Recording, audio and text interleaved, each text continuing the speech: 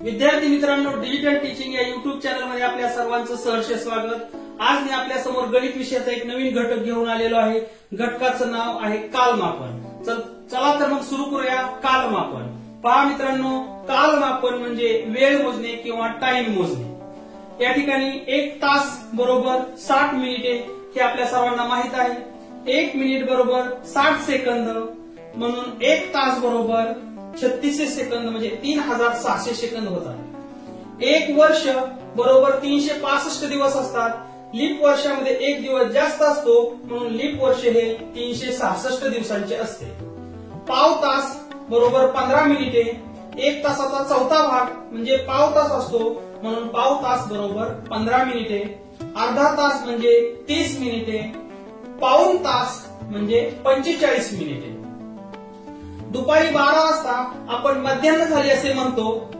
दुपारी 12 ते रात्री 12 या काळाला मध्यान्होत्तर काळ किंवा दुपार नंतरचा काळ असं म्हणतात। रात्री 12 ते दुपारी 12 पर्यंतचा जो काळ असतो त्याला मध्यान्ह पूर्व किंवा दुपार पूर्व असे म्हणतात। एका दिवसामध्ये 24 तास असतात।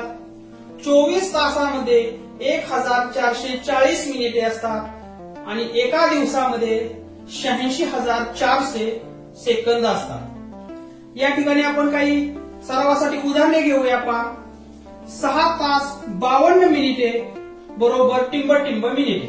पहा, 6 तासाचे आपण मिनिटे करूया। आपण 6 तासाचे मिनिटे करण्यासाठी आपल्याला 6 ला 60 ने गुणावं लागेल, कारण एका तासामध्ये 60 मिनिटे असतात।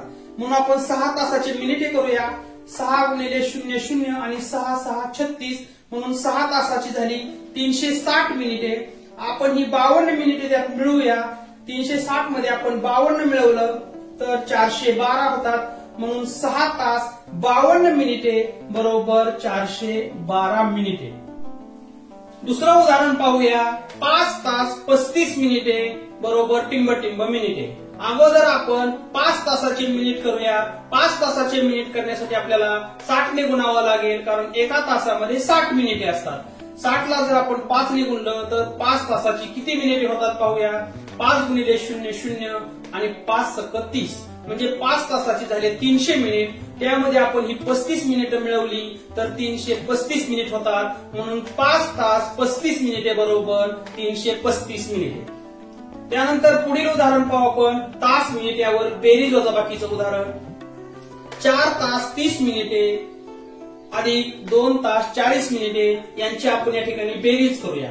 पहा, अशा प्रकारे उभी मांडणीमध्ये आपण हे गणित करायचं। 4 तास 30 मिनिटे अधिक 2 तास 40 मिनिटे हे मी उभ्या मांडणीमध्ये आधी प्रथम मांडणी केली। आता आपण यांची बेरीज करूया। 0 4 आणि 3 7, 6 तास 70 मिनिटे आणि या ठिकाणी यांची बेरीज झाली 6 तास 70 मिनिटे। परंतु आपल्याला माहित आहे एका तासामध्ये 60 मिनिटे असतात, म्हणून आपण या ठिकाणी 60 वजा करूया आणि 1 तास आपण वाढवूया। मग 6 तासाचे झाले 7 तास आणि यातले आपण 60 मिनिटे कमी केले, कारण आपण इकडे 1 तास वाढवला, म्हणून झाले 7 तास 10 मिनिटे। पुढील उदाहरण पहा। 3 तास 20 मिनिटे वजा 1 तास 35 मिनिटे। या ठिकाणी उभी मांडणी करायची। पहा, तास आणि मिनिटे असे कॉलम आखून घ्यायचे। 3 तास 20 मिनिटे वजा 1 तास 35 मिनिटे। 20 मिनिटांमधून 35 मिनिट वजा होत नाही, म्हणून आपण या ठिकाणी एक उसना घेतला। 1 तास म्हणजे 1 मिनिट नसतो, म्हणून 1 तास म्हणजे 60 मिनिटे, म्हणून आपण वरच्या संख्येमध्ये 20 मिनिटांमध्ये ते 60 मिनिटे मिळवूया। दोन्ही मिळून झाली 80 मिनिटे।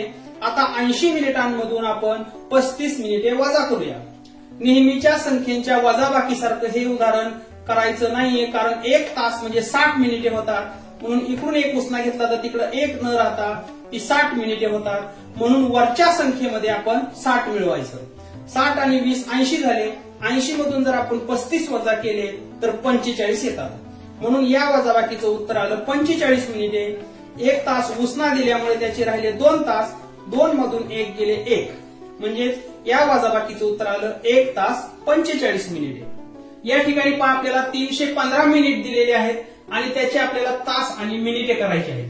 315 मिनिटाचे आपल्याला तास आणि मिनिटे करायचे आहेत, त्यासाठी आपण 315 मिनिटांना आपण 60 या संख्येनं भागणार आहोत, कारण एका तासामध्ये 60 मिनिटे असतात। पहा, आपण अगोदर 60चा पाढा लिहूया. 60चा पाढा लिहिण्याची अतिशय सोपी पद्धत आहे.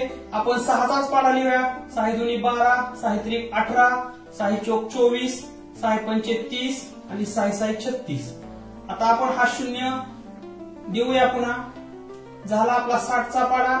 अशा प्रकारे आपण 60चा पाढा तयार करू शकतो. आता आपल्याला सुरुवातीला 3 ला भागायचे. 3 हे 60 पेक्षा लहान असल्यामुळे शून्याचा भाग जाईल. त्या ठिकाणी 3 तसंच आलेलं आहे. पुन्हा 1 वरून घेतला आपण. अजून सुद्धा ते 60 पेक्षा लहान आहे. पुन्हा आपण अजून शून्याचाच भाग देऊया. 31 तसेच आले खाली. वरून तिसरी संख्या 5 आला. आता 315 झाले. 315 मधील 60च्या पाड्यातली जवळची संख्या आहे 300. 360 जास्त होईल म्हणून आपण 300 या ठिकाणी लिहूया. 315 मधून 300 गेले. 15 उरले. कितीचा भाग बसतोय पहा. 1 2 3 4 5 म्हणजे 5चा भाग बसला.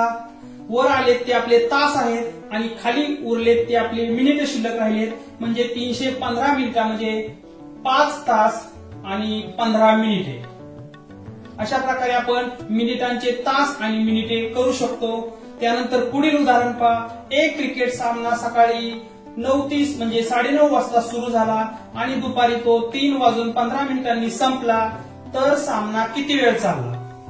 यामध्ये 2 पद्धतीत पहा.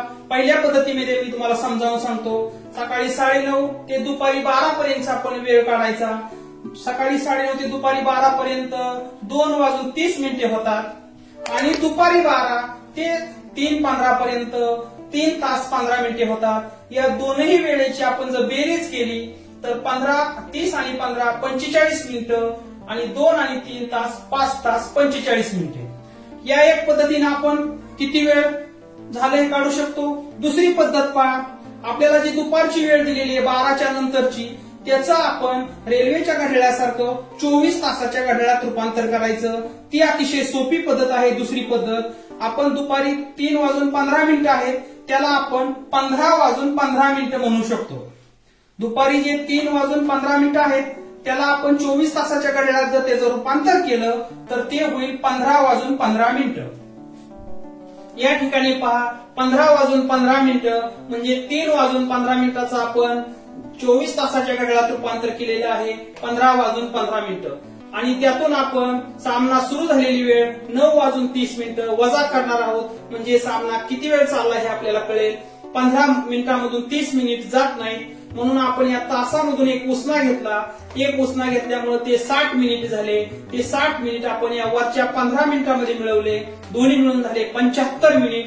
75 मिनिटांमधून आपण 30 मिनिट खालचे वजा केले तर उरतील 45 मिनिट. या ठिकाणी पलीकडे 1 तास उसना दिल्यामुळे 1 तास कमी झाला. 15चे झाले 14 तास. 14 मधून जर आपण 9 वजा केले तर 5 तास उरतात. म्हणजे आपला हा सामना 5 तास 45 मिनिट चालला. त्यानंतर एक शेवटचं उदाहरण पहा. एक बस स्वारगेटहून सुटली आणि 2 तास 25 मिनिट प्रवास करून साताऱ्याला 2:30 वाजता पोहोचली. तर ती बस स्वारगेटहून कधी निघाली. पहा प्रवासाचा वेळ दिलेला आहे आपल्याला 2 तास 25 मिनिटे. पोहोचल्याची वेळ दिलेली आहे दुपारी 2:30. आपल्याला काढायची आहे निघाल्याची वेळ. म्हणजे किती वाजता ती निघाली ही वेळ आपल्याला काढायची आहे. आपल्याला जी दुपारी 2:30 म्हणजे आपण त्याचं 24 तासाच्या घड्याळात रूपांतर करूया. ते होईल 14:30. कारण 12च्या नंतर 13 आणि 13 नंतर 2 ला होईल 14. 14:30 आणि हे 14:30 आपण हे 2 तास 25 मिनिटं वजा करूया. 14:30 तास 14 मिनिट 30 वजा 2 तास 25 मिनिट. 30 मधून 25 गेले 5 उरले आणि 14 मधून 2 गेले 12 उरले. म्हणजे दुपारी 12:05 ती बस निघाली आहे. अशा प्रकारे आज आपण कालमापन आणि त्यावरील अनेक प्रकारची उदाहरणे पाहिली. तुम्हाला जर हा व्हिडिओ आवडला असेल तर आपल्या डिजिटल टीचिंग या युट्यूब चॅनलला नक्की सबस्क्राईब करा. व्हिडिओ शेअर करा आणि व्हिडिओला लाईक करा.